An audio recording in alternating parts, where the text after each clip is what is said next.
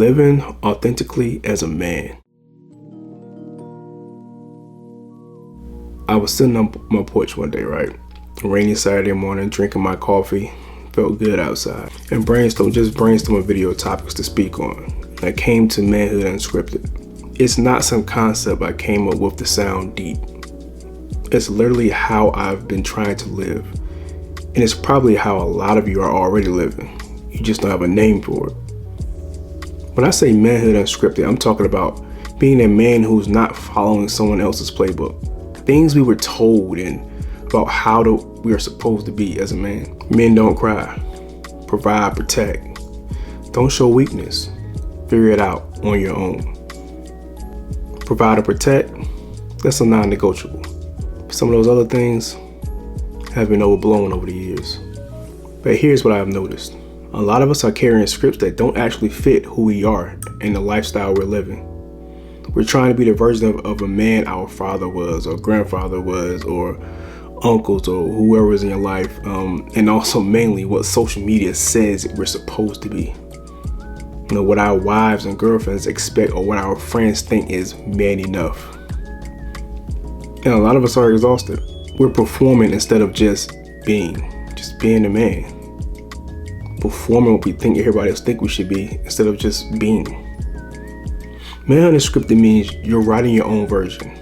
You're figuring out what kind of man you want to be, not what someone else decide you should be. So let's get into what is Man Unscripted, what is it not? Let me be very clear. This isn't about telling everyone everything. It's not about oversharing or making every conversation a therapy session, because I'm a private person. Most men are, I think. It's about being emotionally open with yourself, being self-aware enough to know what you're actually feeling, what you actually need, what's actually going on inside of you. Because here's what I've learned along my journey. When I'm not honest with myself about what I'm carrying, it comes out sideways, right? You get a little irritable. You're just tired and emotionally drained, right? Not because I want to be, but because I'm stuffed full of emotions I haven't dealt with or expressed. Self-awareness and being self-centered is number one. Now, I've got 2 daughters. With my oldest, every year is something new, right? First time having an 8-year-old, first time having a 9-year-old, first time navigating whatever comes next. With her, as a father, everything's going to be my first as time progresses. And there are moments I have no idea what I'm doing. Lost of trying to figure out what to do. But here's what I figured out.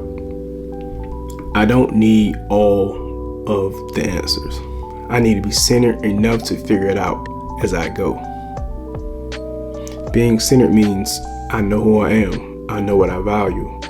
I'm not getting blown around by every opinion, every thought, every piece of advice, every criticism. When I'm centered, I can take in what people say without letting it knock me off course. I can admit I don't know something without feeling less of a man. I can ask for help without feeling weak. Now, here's where the real work starts though. Again, self-awareness is the foundation of all of this, and it's not comfortable work. Why does that comment from a coworker bother me so much? Why am I avoiding a certain or particular conversation? Most of the time, it's not about the other person. It's about something within you that you haven't dealt with.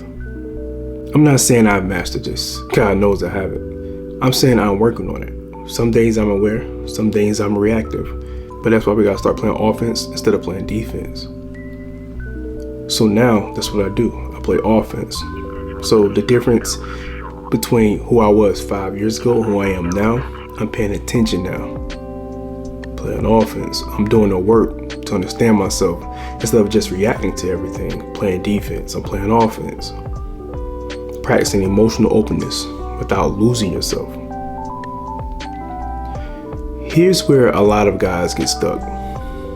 They think emotional openness means becoming soft, becoming someone they don't recognize, losing what makes them a man. That's not what I'm talking about. That's not what that is. I'm talking about being able to name what you're feeling, not just fine or I'm stressed or whatever. Actually knowing I'm frustrated, I'm overwhelmed, I'm scared about this situation. When you can name it, you can deal with it. When you can't name it, it just builds up until it explodes or implode. And exploding obviously is when you affect so many people around you and you can people physically see it. But imploding is where a lot of issues come. Imploding means things are going on inside of you, depression that you can hide on a daily basis, but it still eats you up inside. It's still causing diseases within you, heart issues, health issues, then possibly death. And then people are looking around, what happened? He was fine, he was this. No, he was keeping everything tucked in. He was never fine. Which caused all these health issues, which caused this random heart attack. He wasn't fine. It just looked like it on the outside. So I said imploding is more dangerous than exploding. At least you can see it. And you know that person's not fine. Imploding, that causes a lot of death in men. At the foundational stage of my marriage, I came in with a bullish, I'm the man attitude, right? And honestly, that did not work. Because with that attitude comes pride. Too much of it. Pride that refuses to ask for assistance when you know you need it. Pride can set you up for some bad financial situations, which is exactly what happens sometimes. I got married at 24, we were young. I had to learn that life happens. Ask for assistance. Just pay back what you owe. It's okay. I wouldn't use it as a crutch or to be reckless, but I had to understand that you have a village in some form or some way. And refusing to lean on that village when you need it isn't strength. It's just being stubborn and full of pride.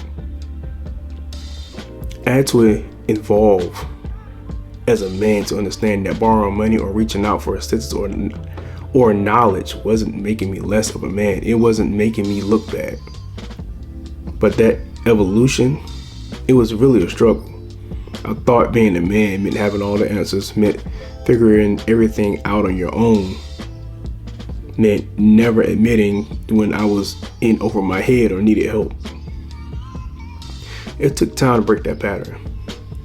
To say out loud, I don't know this. I need guidance. I've gotten tremendously better, but I still revert every so often. The difference now is that I recognize it more easily and I correct it. Nowadays, I keep a mental Rolodex of people with a certain set of skills or knowledge, and I reach out to them with no hesitation. That's what emotional openness looks like in real life, not perfection, just being honest and about what you don't know and building a team around you instead of trying to do it all alone. Being a man does not mean you have to know everything. It means being wise enough to know who does and humble enough to ask. There's a balance here. You're not dumping your emotions on everyone around you. You're not making anxiety everyone else's problem. But you're also not pretending everything's fine when it's not. You're not isolating yourself because you think you have to handle everything alone. The goal isn't to change who you are. The goal is to be all of who you are. The strong parts and the struggling parts, the confident parts and the uncertain parts. So what does this actually look like? For me, it looked like this. I check in with myself. Not all day, but regularly. Am I good? Am I off? What's actually happening under the surface? I'm honest about my limits. When I'm at capacity, I say so. To my wife, to my kids, and to the people I work with. I don't act like Superman when I'm running on empty. I make space for what matters. I protect my time with family. I protect time to think, even though, that can be hard for me sometimes. I admit when I don't know. To my kids, to myself, to my wife, I don't know isn't failure. It's honesty. And it's the starting point for figuring it out. I keep learning about myself, about how to be a better husband and father, about how to navigate this life. I'm not trying to be perfect. I'm trying to be better than I was last year, yesterday, last week, 6 hours ago. Here's what I want you to hear. You don't have to be what everyone else thinks a man should be. You can be strong and still need help sometimes. You can be the provider and still be scared about money. You can be the leader of your home and still not have all the answers. You can be a good father and still be figuring it out as you go. All that is okay. All that is normal. All that is manhood too. Manhood Unscripted isn't about rejecting everything you learn. It's about keeping what works and releasing what doesn't.